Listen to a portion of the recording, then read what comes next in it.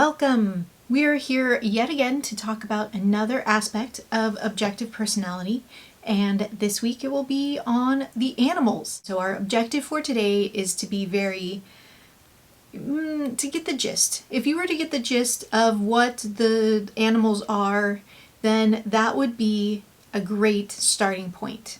So to give you a little bit of preview of what things are going to look like at the end, we're going to end up with a personality type that looks something like this. We have the cognitive functions, that is part of it. Behind at the end we have the animals, and then at the start we have the modalities. And you may wonder, well, how are they related to each other? What do these animals mean? And that is what we're going to be talking about today. First, you might be wondering, why are they called animals? Well, in the process of trying to unlock the code of personality, Dave and Shan of Objective Personality were they were noticing that something was missing. Something was missing because for many, many years, the cognitive functions kind of lived on their own. But when observing just different things in real life, but then also looking at actual animal footage of like chimpanzees. Just like us, chimps have different personalities. Some are shy. Others show-offs. Some like to take the lead. Others are a little more cautious. How they're responding, how they're acting. Then this other layer on the objective personality or personality theory was created. So it kind of stemmed from there, but then it also is observable in real life with humans as well. Big idea about the animals. An animal is created when we take one of the observer functions and one of the decider functions, and they're working together. So again, I want to connect to some of the things that we've already talked about very briefly. First, we've heard multiple times that everyone can do everything. So yes, I'm going to be explaining 4 different animals. It might not necessarily be that we do all the animals to the same extent, but we all do them at one point or other in our lives during the day. Another connection is when we were talking about the functions, we talked about that they work in coins. So we have one side of the coin and the other side of the coin. The same thing is going to happen with the animal. So you're going to notice that some of the patterns that we've already established are going to repeat themselves in some of the other aspects of the personality theory. And once again, I've used the terminology of major focus and minor focus. And that is going to also play into this idea of the coin. So we have 4 animals: sleep, play, consume, and blast. And so here are the definitions. One happens before the next thing happens. So it's not that the other thing never happens. It's just, sometimes it is that the other thing does not happen, but the other thing will not happen until this other thing happens first. And so that's very vague. So let's go ahead and get into some of the actual definitions. The definition for sleep is you're processing and preserving energy for yourself before expending the energy for the tribe. You can get into the other side of the coin, the play, but first you must stop and preserve the energy. And so play would be the opposite. We have expended energy for the tribe before stopping and preserving for yourself. And that together is one of the coins. It is called the energy coin. For consume, you're taking in and respecting the information before you get started and share the information with others. And so the flip of that would be, well, you are able to get started and able to share the information before respecting and gathering all the information first. And those together form the information coin. Just to kind of look at this nomenclature really quickly, we have for each one of the animals, you'll see it has the letters either D or O, I or E. So we've talked about in the past that I or E is representing introverted versus extroverted. And then D versus O is representing either on the decider axis or the observer axis. like I said before, each one of the animals is combining one of the decider functions with one of the observer functions. And so you can see how each one is kind of playing out based on whether it's introverted or extroverted. So you may see something like this play out at work. Hey, this is some new things that are coming down from management. And so what do you guys think about it? Who's going to do what? Who's going to do this and that and whatever? And so you'll notice possibly two responses. You'll have the people that maybe want to take a moment and think about it. So they'll say, before we make a decision, I would like to think about that first. Let me kind of process that. They may not say it out loud. They may just, kind of act in that particular way where they'll kind of take a step back and kind of mull it over and kind of make some internal decisions. And then you have the other side of the coin where you have the people that will maybe not necessarily take too much time to think about it, but they'll kind of jump right in and say, oh, all right, sounds good, let me do this, and just go for it. And there are pros and cons to both, right? Because you'll have the one person who is just going for it and jumping right in, but then they may not make the best choice because they haven't really thought through. They're just gonna just do it and try it out. And then they also run the risk of, if they never stop to think about it, then they may make the same mistake over and over again. They might make bad choices and then never learn from them, things like that. But then on the other side, going back to sleep, so of course you have the benefit of being able to think through things and really understand how you feel or think about it is a good thing because you'll know exactly where you stand on something. But then there's also running the risk of not ever doing something because you're kind of stuck in that mode. So it's either being stuck in the mode of continually processing something, just like that horrible thing that we see from our computers, or you have the other side where you continually jump into things, but you're never stopping to kind of process them. Let's continue looking at people that you interact with at work. You again will see two different types of people.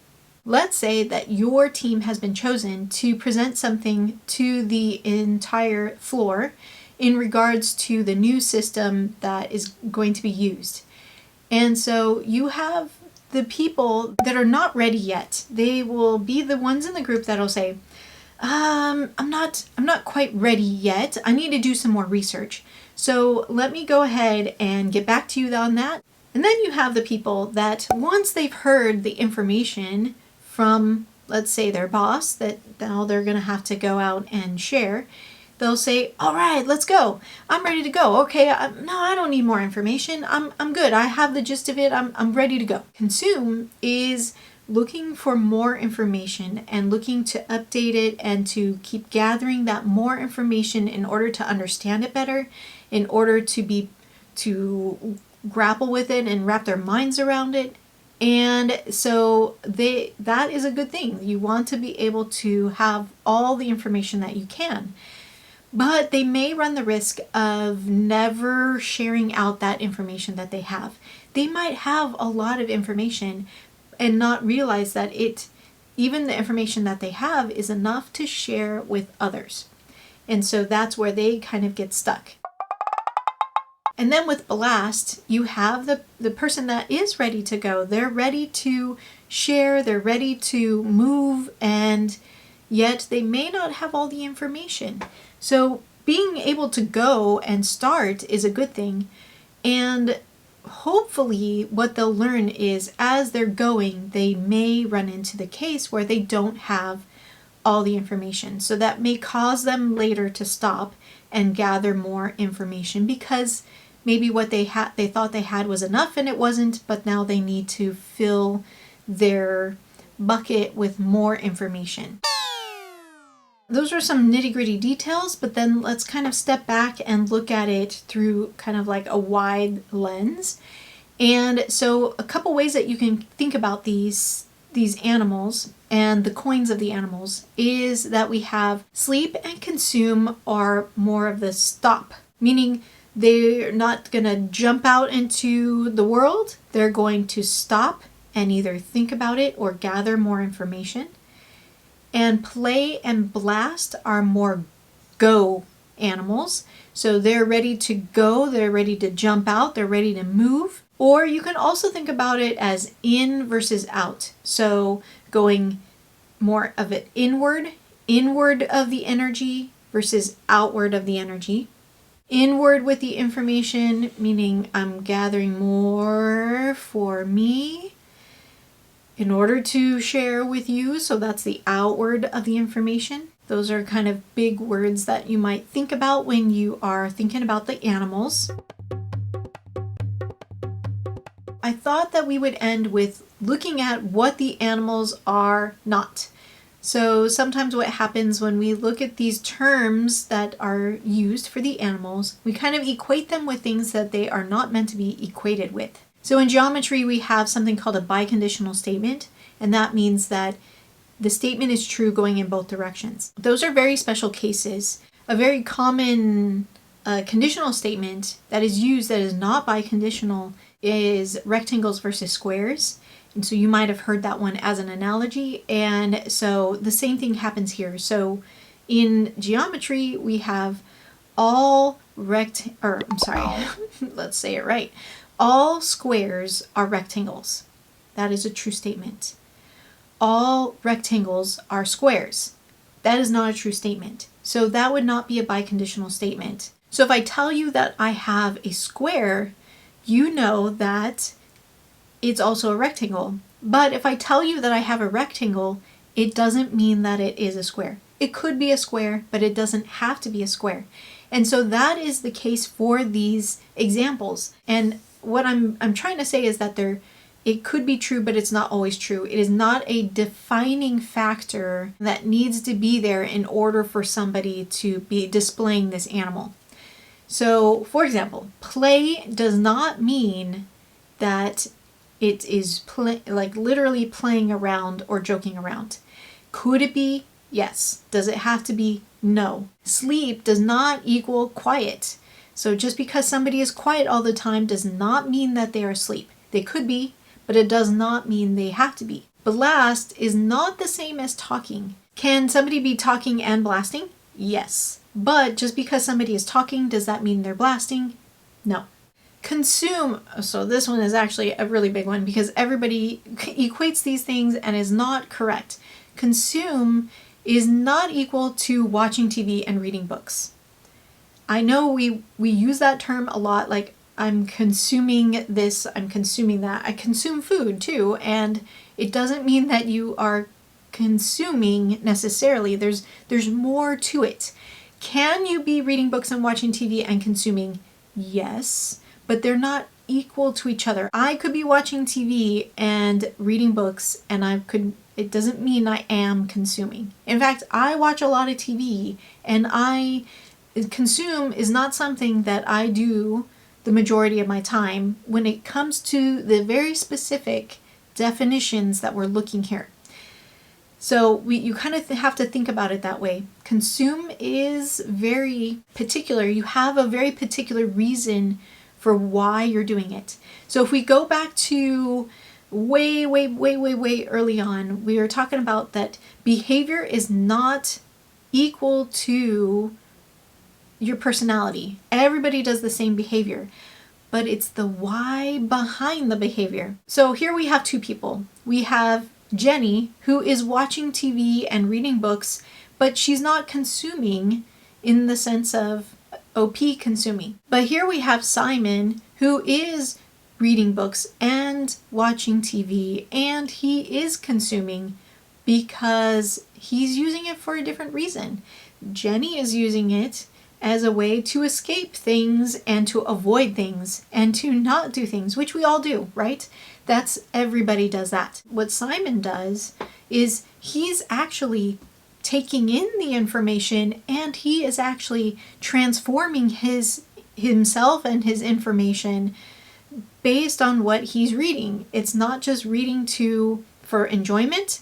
It's reading to transform and to develop something. It's bigger. It's bigger than just the surface. So we kind of have to think about it in those terms. There's a surface level of doing all these things, but really what we're looking at is the deeper level. So yes, joking around, that's kind of like on the surface level. Being quiet is kind of on the surface, but deep down, somebody is using this quietness to stop and think about things and process them and understand them for themselves. It's not just being quiet. They're doing all these things under the surface. So we kind of have to think about it in those terms. That was a lot of information. And so again, this is just the very gist of understanding big ideas of the animals. So that is our video for today. I hope that you have a great day, and I will see you again. Okay. What kind of animal?